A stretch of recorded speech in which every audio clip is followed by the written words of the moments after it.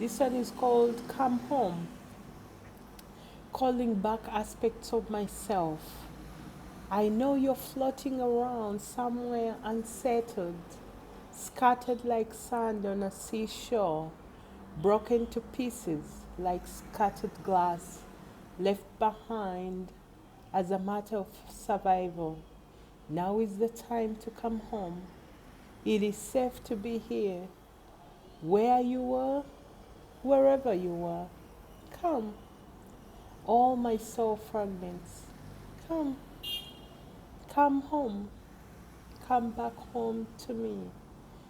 I'm grounded in this new reality, enjoying the earth experience to the fullest, exploring the wondrous beauty of my existence, nature, people, and all. Come home to self. I love love. I live love. Welcome home. Welcome back to self. This poem is to remind you to ground yourself to self. As always, it's Keroy. I hope this poem blesses you. You can find my books on Jumia or send me a message for a soft copy. Talk to you soon.